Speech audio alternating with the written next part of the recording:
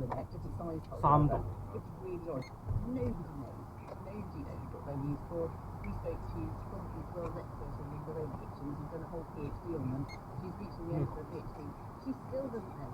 So we've done a bit of crowd tweeting actually. So since the episode went out, people have been all over social media coming up with ideas about how these should be used. A lot of people think that's something she was missing. Some people think that she was making better claims. The weird thing is that Lorraine couldn't find anywhere, she couldn't find any little scratches on them or anything to suggest that they might have been used. 要唔要試下呢個啊？定唔好啊？ There must have been a kind of functional effect. So the left kind of thinking, this is a bit ritual, I hate using that word, but we can't see that it's got any functional use. Maybe it was just a rather lovely, mysterious. Well, we can all have our own theories about it. Oh, finally, I know your background is medical as well as anthropology, and you're very interested with human genomic sequencing.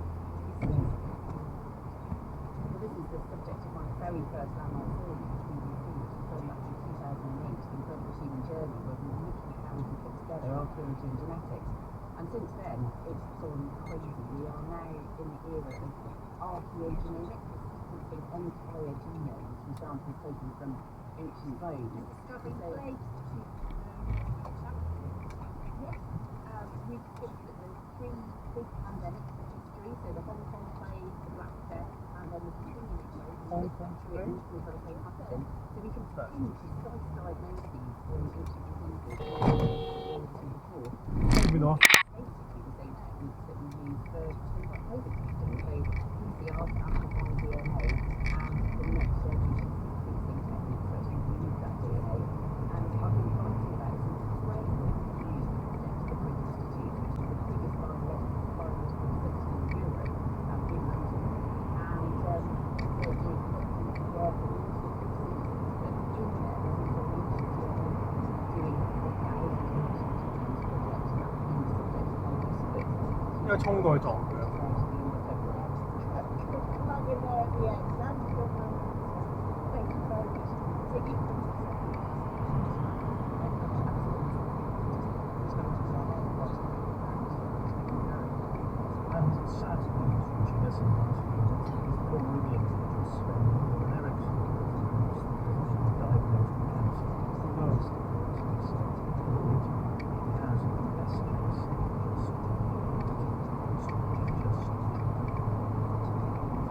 Liverpool have their noses in front of the League Cup. The Australian tennis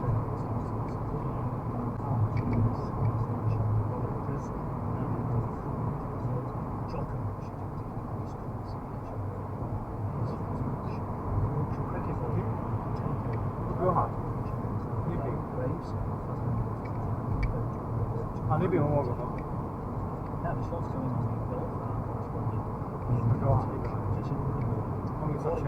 Rory McIlroy's been talking about a world golf tour to Well, yes, since he resigned from the PGA Tour Policy Board in November, McIlroy really has become increasingly vocal about how he sees the future of the game. He has always felt that the best players should be playing against each other more regularly, but now he wants to see it formalised into a world tour, one that really does what it says on the tin and actually goes around the world and isn't just US based. So that would include events such as the Australian and South African Opens, as well as going to the Far East. He says this could be his dream scenario. America is still a huge market for our game, but I think because America has become such a huge market, it's 知唔知啊？ maybe not let other markets Huh? around the world thrive as well. No, And okay. if we can sort of all start to work together a little bit more, I think a rising tide lifts all ships or all boats, and that would be sort of the mindset that I would, I guess, come to that, thinking of what the best thing is for different countries. Well, Ian, he says it's his dream, but how likely, given the disputes are in the tour?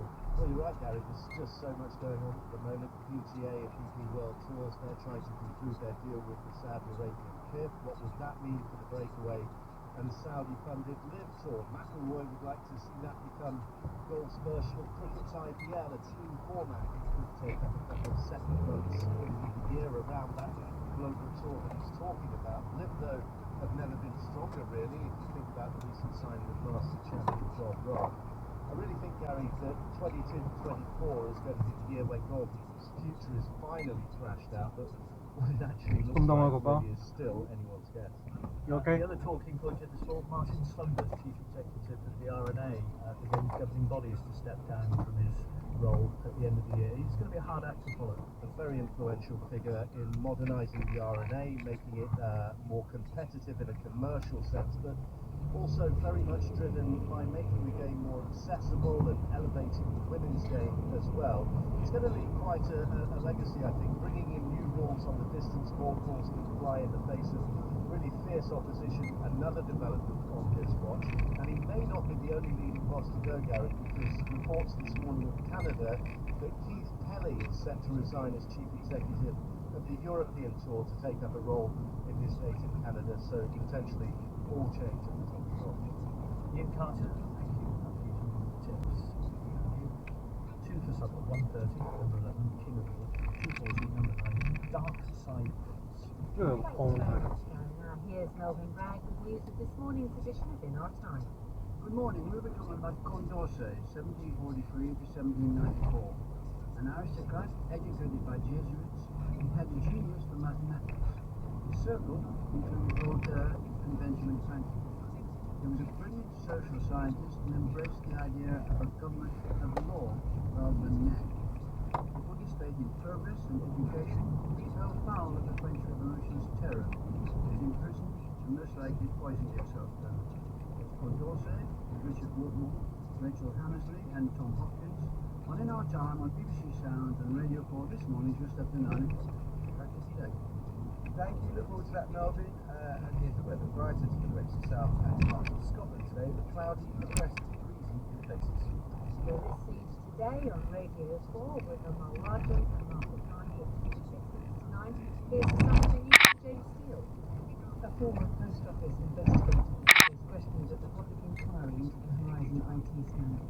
Stephen Bradshaw was part of a team whose work led to criminal proceedings against some head postmasters. Paul Arbuthnot, a member of the Horizon Compensation Advisory Board, told this programme he had faith in the inquiry, but the process was to be. Analysis by BBC News has found that almost all of the key NHS targets are released for 7 years or more across every part of the UK. The Four Nations say they have plans in place to improve their performance. Plans for new nuclear car plants, most of the ones under construction in Somerset and Suffolk, are being drawn up by the government. Industry sources say possible sites could include Cumbria or Anglesey. Tesco says its annual profits will be bigger than last year, to £2.75 billion, thanks to bumper sales over the Christmas period. Following supply issues, attacks on commercial ships in the Red Sea and more rebels in Yemen. Thanks very much. 5 hours to In one corner, 2 Republican politicians tearing the lumps out of each other. In another, Donald Trump enjoying the hostility between his rivals. So far and away the front runner. Last night saw the latest debate on who will get the nomination to be the Republican candidate for president.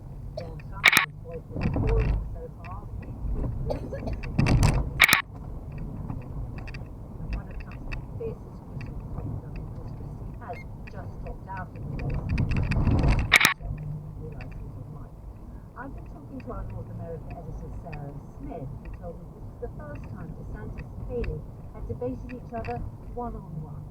Just about the only thing they agreed on was that they both wished that Donald Trump had shown up to join them on stage. He chose not to, but without him, it means these two debating each other really just looks like a race for second place because Donald Trump is so far ahead in all the polling. But of course, it does actually matter which one of them comes second to Donald Trump in the early states this month, because that could determine who has to drop out and who might end up being the sole challenger to Donald Trump as this race goes on.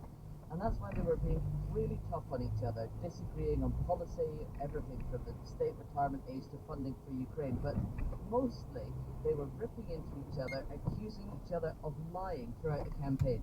Just have a listen to what Ron DeSantis had to say about Nikki Haley. If you hold her accountable to her record, first she'll say, I never said that. Well, one good rule of thumb, if she says she's never said something, that definitely means she said it. And then she'll say, you're lying, you're lying. That means not only did she say it, but she's on videotape saying it. And so we have all the greatest hits. How did Nikki Haley respond to that? She was clearly ready for it. She managed to plug in just about every answer her new website, RonDeSantisLies.com. And they were both attacking each other so hard, it meant neither of them really got to lay out a vision for what they see the future of America, or a grand plan for what they would do as president. And when they were asked about leadership and how they would run the country, that's when Nikki Haley really laid into Ron DeSantis over what has been a pretty chaotic campaign for him. He's seen a lot of resignations and spent an awful lot of money on his campaign so far. Well, if you can't manage a campaign, it's been a revolving door of political people in and out of his campaign. You've heard of campaign people going to blows with each other because they can't all agree. $150 million, and he spent more on private planes than commercials. I flew commercial. I stayed in Residence Inn. We went and saved our money. We made sure we spent it right, because you have to understand it's not your money, it's other people's money, and you have to know how to handle it. And as you were telling us, Donald Trump wasn't there, Hamlet without the prince, if that's the right way of describing him. But there was a split-screen moment, wasn't there, when he was on Fox at the same time, and he was taking questions from voters in Iowa, where that all-important caucus is coming. Yeah, and the atmosphere was so different on the broadcast Donald Oh, Trump no. was doing. Do you He think looked really much more comfortable while his rivals were on stage ripping into each other. He was joking, boasting, Who's Harry? taking questions from a lot of people who said they were already committed Trump 자단체가? supporters. So it's a very, very different atmosphere. The presenters of Fox tried to press him a bit on his record when he was in office, and whether or not he condones political violence, and also they asked him about a recent comment he made when he said he would be a dictator if he was put back in office, but only for one day. And here's how he explained that. I said, I'm going to be a dictator for one day. We're going to do two things. The border, we're going to make it so tight you can't get in unless you come in legally. And the other is energy. We're going to drill, baby, drill. After that, I'm not going to be a dictator. After that, I'm not going to be a dictator. Donald Trump won't be out campaigning today. Instead, he's going to be in a courtroom in New York. Not because he has to be in court, but because he has chosen to.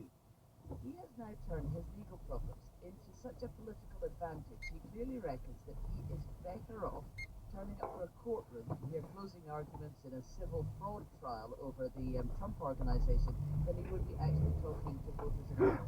And then one Oh, of no. Donald Trump's rivals, 이메일로 한 거예요, 그거? the Okay. former Governor of New Jersey, Chris Christie, has Okay, dropped out. 네, He has 저희 just announced 좀 that he's going to be suspending his campaign.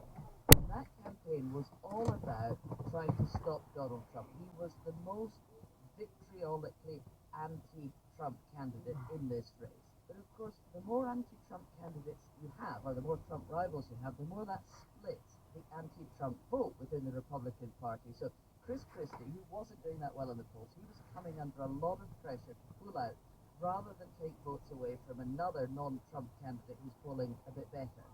It's widely expected that Nikki Haley will probably benefit the most from him pulling out, that the people who were planning to support Chris Christie, especially in the New Hampshire primary, might go to Nikki Haley, but that is despite the fact that just as he was about to make this announcement saying that he was pulling out, he was caught on mic saying he thinks that Nikki Haley is going to get smoked in this race. That's what he says, she's going to get smoked because she's just not up to it. That was his assessment, so it might not be that helpful to Nikki Haley's campaign.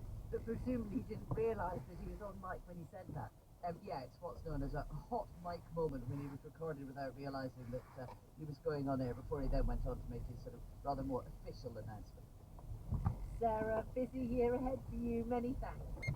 Well, talking about a busy year, you may well be aware that this year will bear witness to the biggest experiment in democracy since the idea of democracy was born. More than half the planet's population live in countries that will vote this year in elections of varying quality and integrity. Russia, India, Indonesia, El Salvador, South Africa, Taiwan, Mexico, Pakistan, more than 50 countries in all go to the polls in national elections. Of course, the US and likely the UK will have national elections at the same or in the same year as each other for the first time Bye-bye, Gogo. since 1964 when Wilson Hume and LBJ beat Barry Goldwater. Around the world, there is a lot of concern about the rise of authoritarianism, but remarkably, the biggest threat to democracy may come from young people who, plenty of evidence suggests, are giving up on the idea.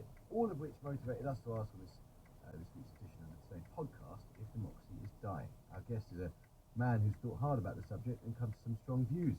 Former Cabinet Secretary, Head of the Civil Service under Tony Blair, Gordon Brown and David Cameron, it's Lord Gustavo MacDonald. He now feels that our voting system, first past the post, should be ditched, that the House of Lords, where he is a member, lacks political legitimacy, and that there is an enormous threat to those elections I mentioned above, namely generative artificial. Generative AI can give you fake audio and fake videos. In our 2024 election, the technology is there to do all of these things. A lot of people are working on technical solutions to this. There's lots of things around that might, in time, be able to sort out what's fake and what's not. But they're not there yet, and they won't be there in time for our election. So we are going to have a lot of problems like that in these elections. This country, fairly interesting. I'd like to think that the BBC as the public service broadcaster is someone, and BBC Verify is going that way. I'd like to think they will play a crucial role more than ever, and I think really importantly doing this in a completely impartial way, just saying is it a fake, not is it a fake that affects this party or that party, but is it a fake? I think that's got to be absolutely crucial. I think the companies really do need to up their game. All the tech companies need to up their game in terms of trying to make sure that they're not disseminating fakes. And I mean, I think you're seeing that from all of them, apart from one, which is going in the opposite direction, which is Twitter, now X. I think that's a real problem, and I think I would be very, very nervous about reading stuff that's on that. Gus O'Donnell, Royal Cabinet Secretary, on this week's edition of today's podcast, out now to search for the same podcast. I think they've got, isn't it, after his initials? Yeah, It's right. the GOT. Oh, I'm so chipped. I'm so right. The time now is 16 minutes to 9. We know very well we've been captured bird flu here in the UK and of course elsewhere in Europe and the world, but now the virus is spreading to some of the remoter parts of the planet and from birds to animals. Bird flu has been found in elephant seals and fur seals near Antarctica on the island of South Georgia. The UK's Animal and Plant Health Agency has been testing for the H5N1 virus on South Georgia, and we can talk now to Professor Ian Brown, who's Director of Scientific Services at the agency. Good morning. Good morning. South Georgia is known throughout the world for its amazing population, amazing colony of birds, and that's obviously being badly affected. Yeah, this is a serious concern, of course. It's the first time that the virus has been confirmed in the Antarctica region, which we know is a biodiversity hotspot globally with many populations of the marine birds and animals. And this is the first time that the virus has been found in marine animals in that region. And particularly the kind of seals that I was talking about, elephant seals I have an affection for when we presented from the programme from Antarctica. They regularly broke into our broadcast with the very loud sounds that they made. But how significant is it, do you think, that the virus has spread to them? Well, we know that the virus has moved from South America to these islands. At the moment, it's localised, and it is in some of these elephant seal and fur seal populations. And some of these, there are some dinosaurs the virus does infect, and unfortunately spreads systemically in these animals, and results in death in some of them. So what we're studying is what's happening to the virus when that happens. This is an excellent piece of UK science supporting global threats. Are there threats to penguins? Well, penguins are in close association with this population, and they're being tracked very closely. So we're working very hard with the Antarctic Survey and the local governments of those islands to monitor those populations. That's the first time we may have the virus spread. We start seeing birds dying. We haven't got any evidence yet that the virus has spread into penguins, although of course we do know from other work around the world that penguins are indeed susceptible to this virus. And what about human beings? I guess that the spread from birds to mammals, that must be a fear. Yes, so this is one of the key drivers as well behind the work we're doing is to track the virus once it jumps into the bird what's the reason for the bird. But of course, there's so much virus in these bird populations that exposure of close communities and first marine animals is possible. But once the virus is in those communities, it has to sort of change and adapt because it's not optimally designed to infect those animals, and that means you get changes in the genetic code. So that's what we're looking for. We have found some signatures that show us that it is able to infect these mammals, but so far the good news is there's not a large number of these changes occurring, which is good news because we would expect to see lots more mutations as far as the marine become very vigorous, but clearly it is having some effect on these populations at the moment. 13 minutes to 9, China has unveiled a new vision for an economic and cultural future unified with Taiwan. Just days, the capital island, head to the polls with the new president. Its Beijing status attempt to voters in Taiwan, which it claims is Chinese territory, while still being taken by force if necessary. China is also trying to entice more Taiwanese visitors, to its shores. Our China correspondent, Laura Baker, has this report from the province closest to Taiwan. We've made it to the closest point from the Chinese mainland to Taiwan. This is on Pingtan Island. There's a busload of Chinese tourists making the Law Park sign in front of the lighthouse. You can only really make out a wee bit of Taiwan, just a rock in the distance, but the rest is lost in fog. My biggest wish after this picture is that I hope the island of Taiwan can return to our motherland soon. This feeling has become stronger when I am here. 61-year-old Claire Shawway has travelled hundreds of miles from the northwest of China just for a glimpse of Taiwan. Even if Taiwan is not back, I hope it's done with peaceful negotiations. In this way, there is no harm in hatred. If there is a war, the casualties will be huge. We want peace. The blustery, rocky outcrop, marked as 68 nautical miles from Taiwan, is as close as people from mainland China can get. The government banned individual tourists from travelling to the self-governed island back in 2019.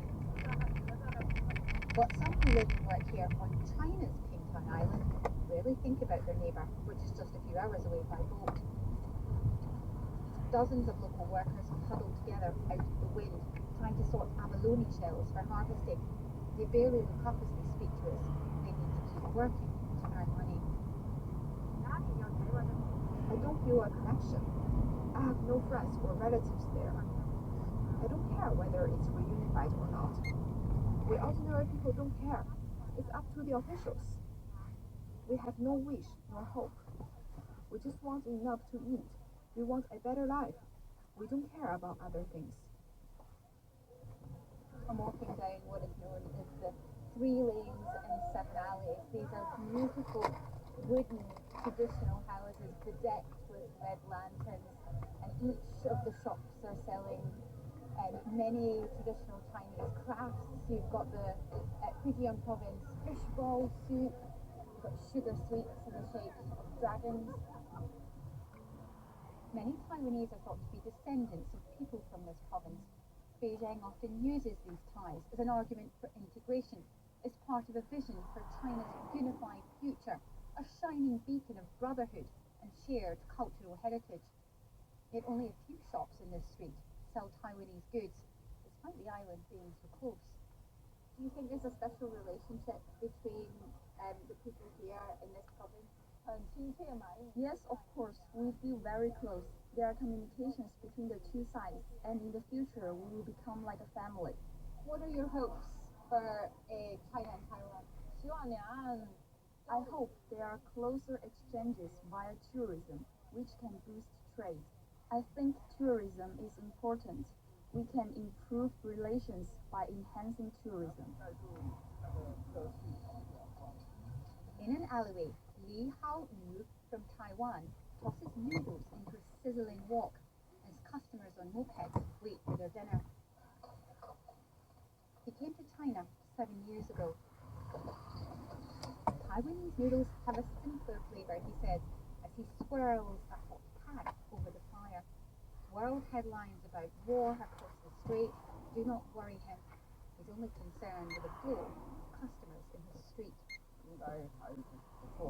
I think the feelings are good between the people, but I don't know how the two governments feel about each other.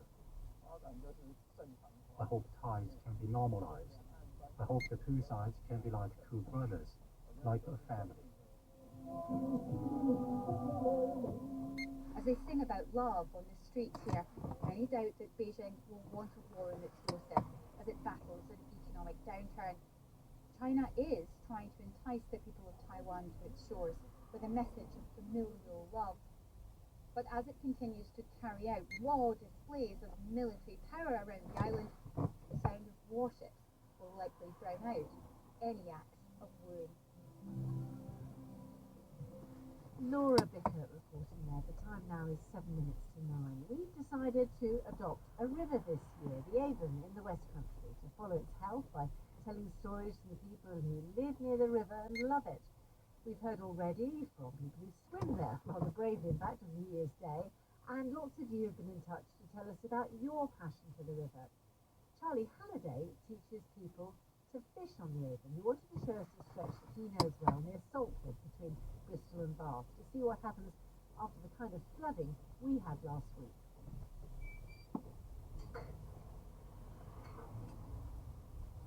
My name's Charlie and I live in Saltford near the Bristol Avon. I'm a fishing coach by profession, working with young people, often disadvantaged young people, introducing them to the joys of fishing and the environment. It's had a huge flood event, and similar to last year, it's resulted in a lot of sewage being discharged into the river, and along with that sewage waste is all sorts of sanitary products, sanitary towels, condoms, and worst culprit is the wet wipes. And you'll see they're strewn all along the bank here on there's one right there hanging on that branch, and it's quite easy to dismiss it as plastic, but it's buried in amongst all the plastic as well. So a lot of what we're seeing is the remnants of what's left when most of it's out to sea. From friends that fish on the reefs on the Bristol Channel where the Bristol Avon leaves, and they're finding this sewage waste on the reefs there as well. So what we're seeing now is what's caught by the vegetation along the banks. It tends to congregate around the slack areas.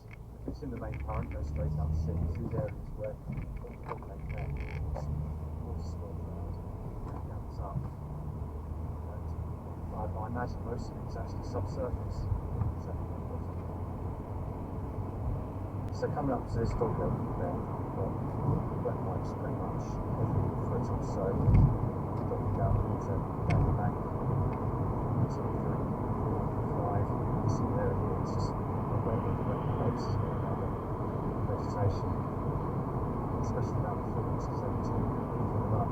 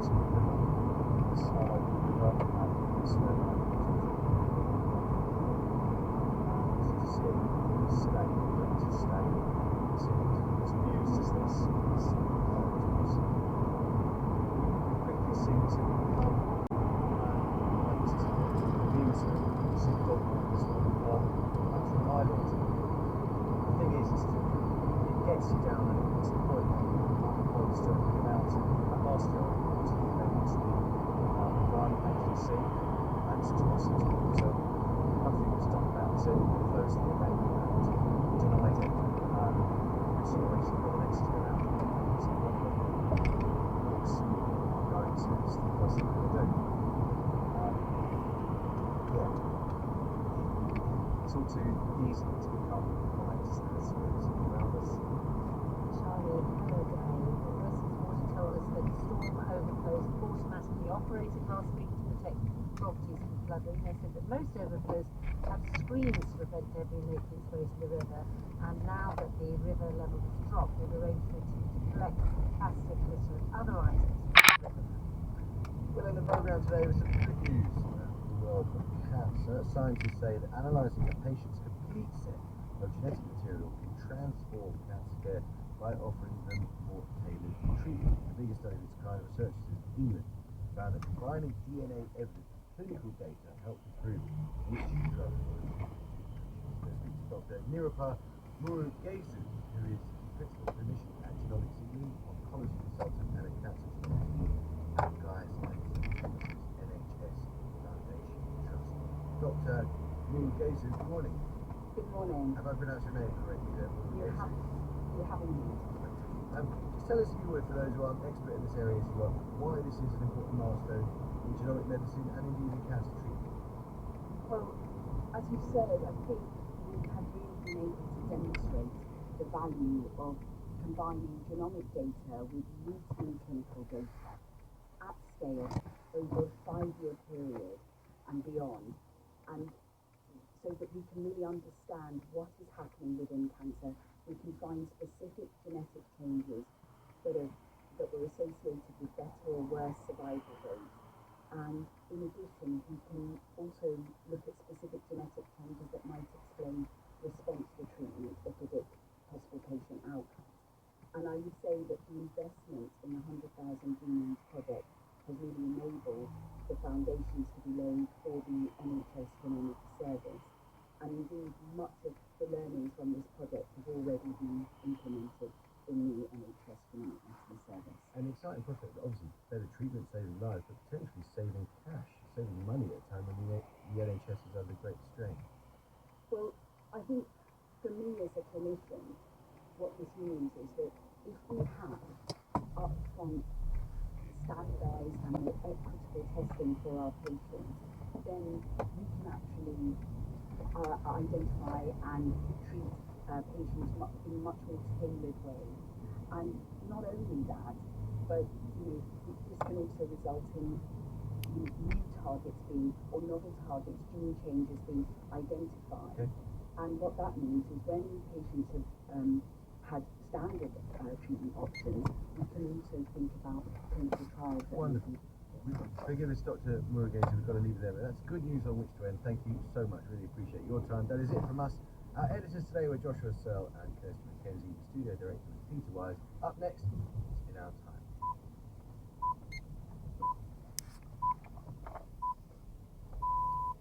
BBC News at 9 o'clock.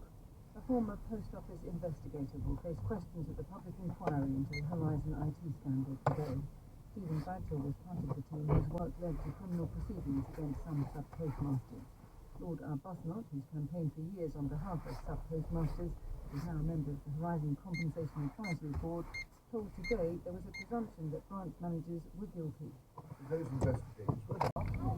Yes, most of the walls were closed off during those years from like 1977. Unfortunately, it does give you another sense of the city when you're able to walk the walls, and you can see what the shape is. One of the most important things to me, when I was in school, before we choose the history of geography, you cannot separate them, because geography shapes history, makes history. The very location of this city is, if you like, it's an accident of geography. Derry, the Derry was the name. Look down there. That road, everything that road, that was the River Roy. And then silted up, became a boy. And so you plant this in the middle. But what it was the place of isolation.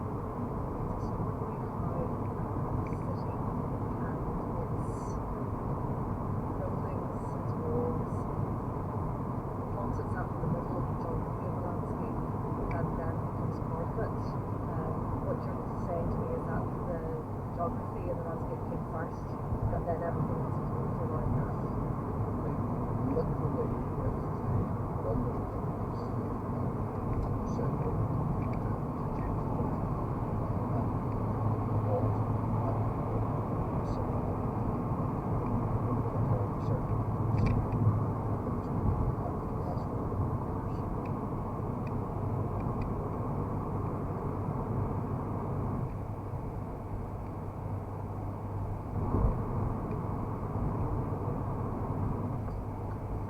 I've come further along the Derry roads and I've stopped at a park called Gate Bastion. And with me, Gina and Craig, like me, who grew up here, moved away, and then moved back.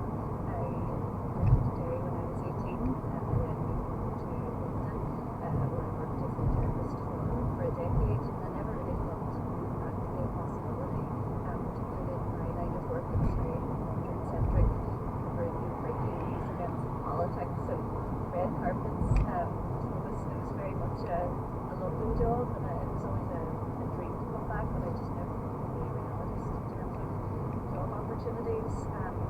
What was it? And you're here. What was the Derry like that you grew up in?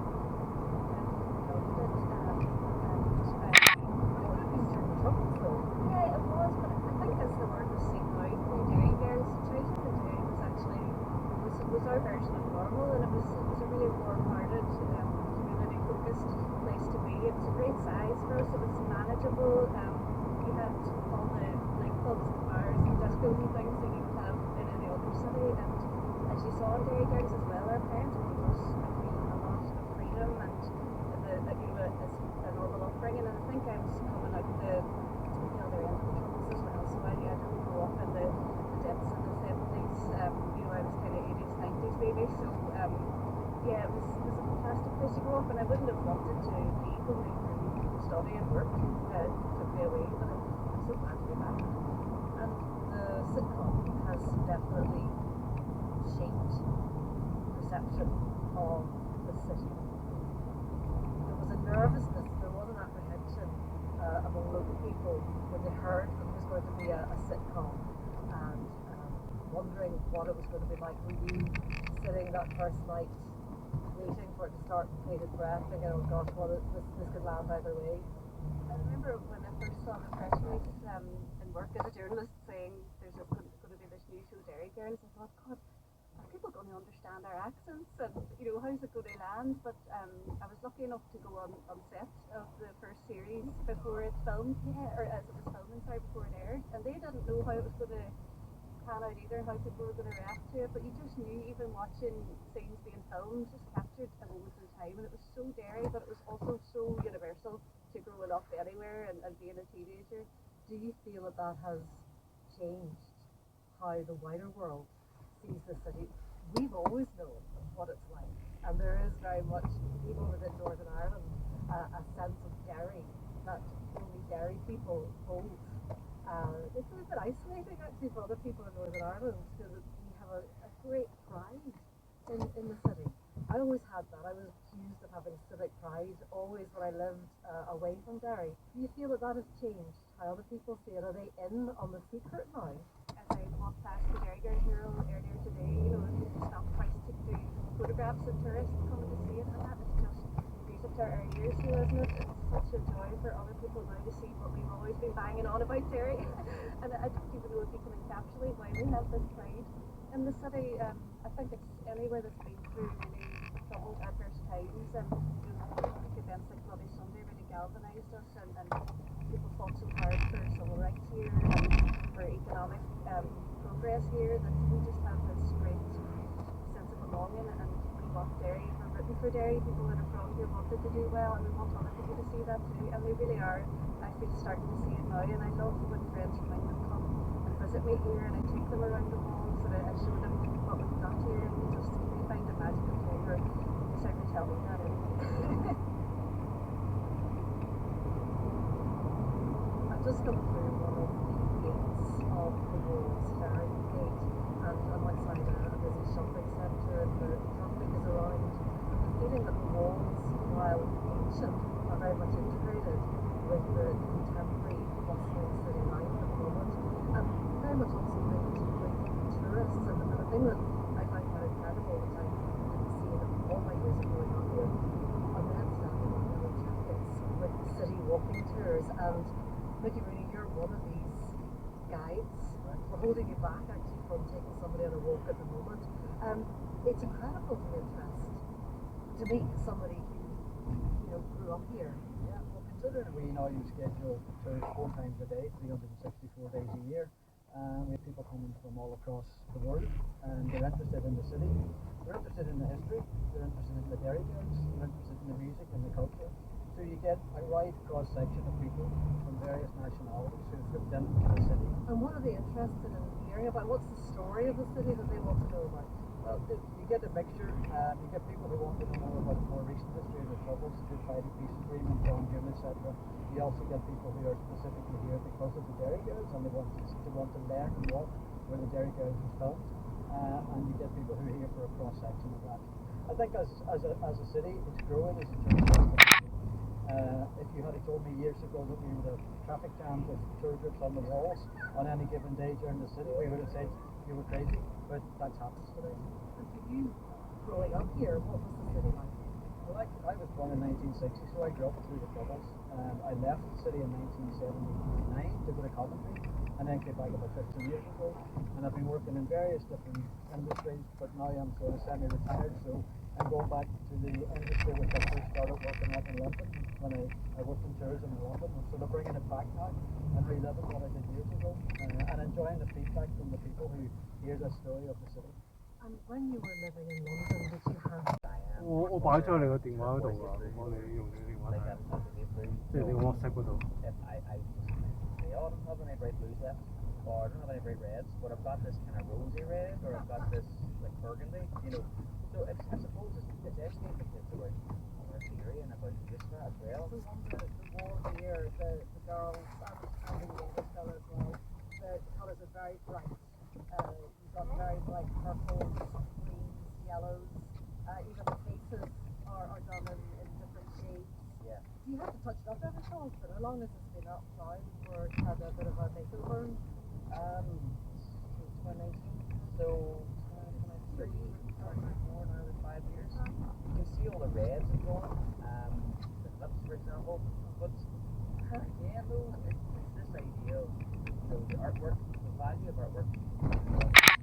It's such a strong never changes.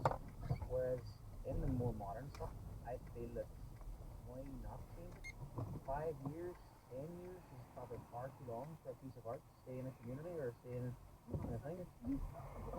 I'm not crazy here that you're going to put that Cherry Bell Bureau. No, we're not just taking it away, but like, you know, it's just a picture man. I don't think it's necessary. 西 B B 點啊哥哥？佢醒咗啊？佢醒咗定瞓咗啊？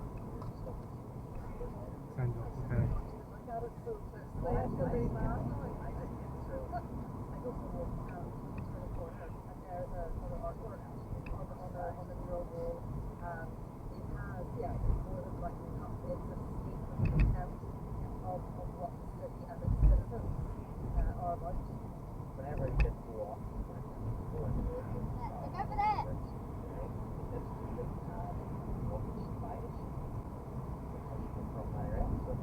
Really? Really? 做咩？買筆？公公走咗咯喎，哥哥。公公走咗啦。你今晚要唔要食上次我整嗰啲啊？嚇？聽唔到？Oh yeah, mashed potato. Okay. Mashed potato. Okay. Mashed potato and what? Oh. Mashed potato and what? Okay.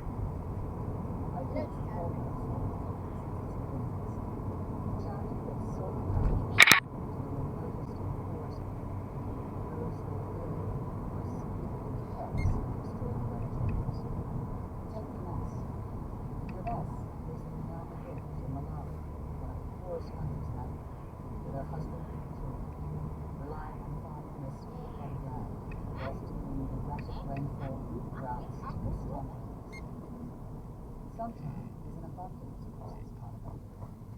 But in rural communities like Renesas, when the sun goes down, the working day ends. 點解？ Renessa and her family used to burn straw for light. That was until a fire almost burnt down their house. They then resorted to using a torch, but batteries were expensive and didn't last long. The only other option available was to ignite kerosene lamps and paraffin candles, but they emit toxic fumes. Thankfully, this desperate situation changed when Maness joined the Mai Wala. Mai Wala means shining mothers in Thailand, and is the name of groups of women who work together to get solar lights to remote communities. When the shining mothers come together, they sing and dance to celebrate the solar light. In these communities, families and couples to work on lights, so the shining mothers are all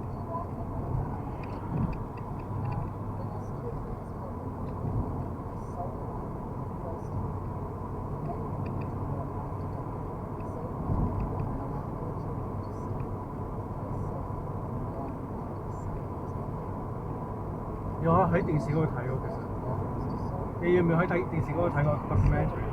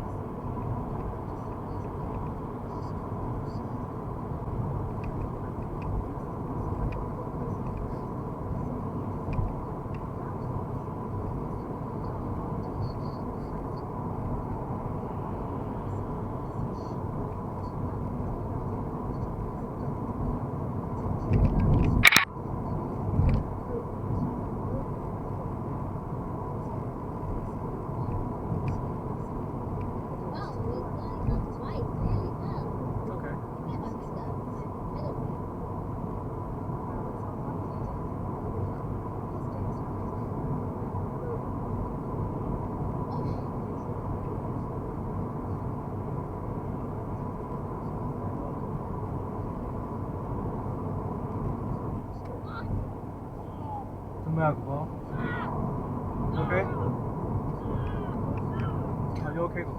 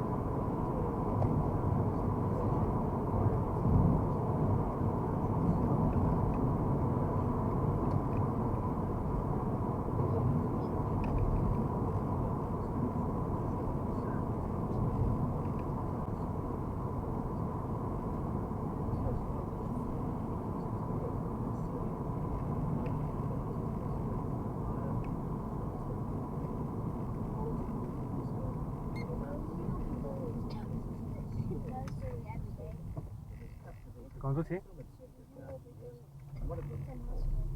So only Tuesday and Thursday. Huh? For how long? I don't know. Until he's your age. I don't know. No, not your age. Until he go to reception, I think. For how long today? Oh, from half 8 till half 3, so the same time as you.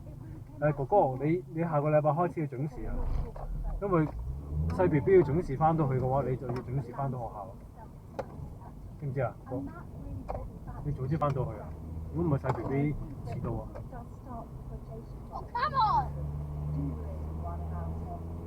咁冇咩？細 B B 8點半去翻到學校啊，哥哥。嚇？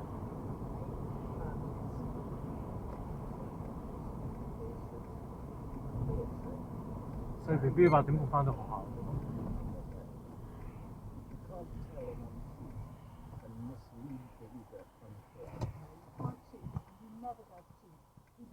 Do quite a bit of, I suppose, I would think of it as kind of sleight of hand. I think that there's a very clever magic that's going on in the news stuff. For a start, you know, if it is a wonderful detective story, it is a wonderful crime novel, but is it a murder mystery? Because in fact, what he does is make this stone dying to such a character that we feel that when it goes, it's like a murder, like something like murder. And he takes what could be blood on people's nights and he turns it into things. I mean, that's the whole thing. Every time I read it, I might have got my copy here. It's very bad for radio, so I'll describe it. And that it's held together with sellotape. Held together with sellotape and it's got a rubber band. But that's how many times I've read it. Every time I just think, wow, that's it. Matt's now first question. I've been refreshing my memory by listening to the audio, and actually that really enhances this 做咩哥哥？ narrative structure back into 嚇？ the narrators 做咩事啊哥 all 哥？ have this very chatty individual style, which gives a kind of wonderful intro into the different foibles and peculiarities of each character and how they see things. But it also allows Wilkie Collins to have some gentle fun at the Victorian social issues like Godfrey's charity, for example. Do you think that these voices are one of the reasons why the novel has lasted so long? Because it was written over 150 years ago and it's still with us today.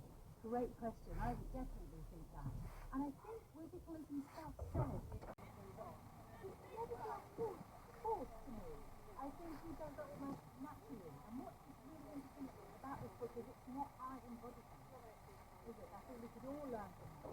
Doesn't need to kill somebody in the first chapter and then the fifth chapter. And you think of some modern books, and I'm sure